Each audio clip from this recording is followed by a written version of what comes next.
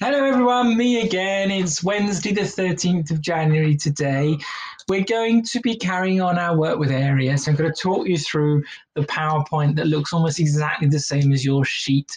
So you shouldn't have any trouble completing any of it.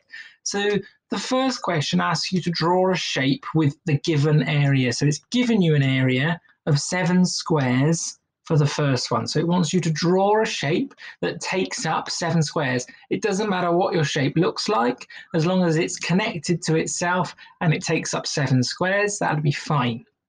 And then the second one is draw a shape with an area of 13 squares. So same thing, just it's going to take up more squares on that grid.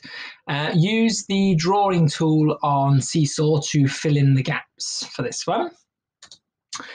Now, number 2, draw 2 different shapes, each with an area of 8 squares. So it wants you to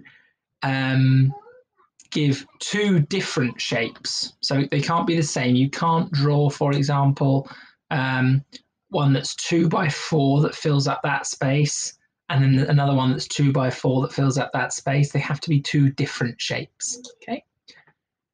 Number 3, shade more squares to make the area 11 squares. So at the moment, now there aren't separate lines on this, so it's not 100% obvious how many squares it takes up, but this is one here, 1, 2, 3, 4, 5, 6. So it's currently taking up 6 squares, and you need to shade it so it takes up 11. Now, Amir has created a shape, and he says my shape has an area of 10 squares and is rectilinear. Now, going back to what we were doing with the post-it notes on Monday, rectilinear means any shape that has got straight sides and is made of sort of rectangles and squares. I don't think you're going to be able to see the post-it notes, I'll have to draw. So a rectilinear shape could just be a square. It could be a sort of T shape, because it's almost 3 rectangles joined together, or it could be an L shape, or it could be an L shape with like a hat thing.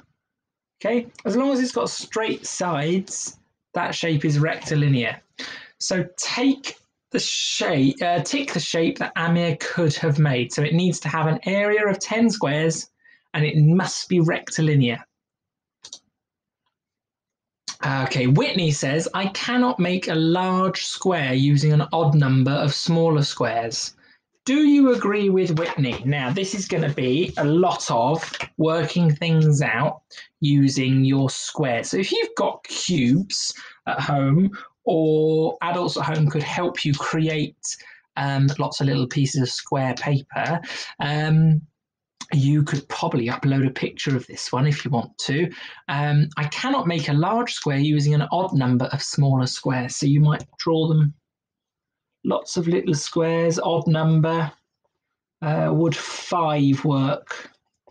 No, that's definitely not a square, is it? What about 3? Can I make a square using 3? No, that's not a square either. So have a go using all of your odd numbers. Remember, your odd numbers are 1, 3, 5, 7, or 9, or any other number that ends with one of these 5 numbers. Okay, number 6, draw 2 different rectangles, each with an area of 12 squares. Number 7, add squares to this shape to make it into a square, and then what is the area of the square that you have made?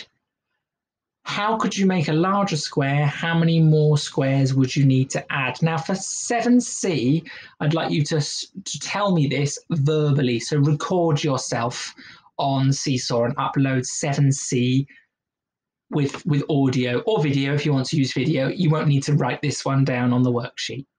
Good luck with it today, guys, and I'm looking forward to seeing all of your input. Thanks very much. Any questions? Let me know.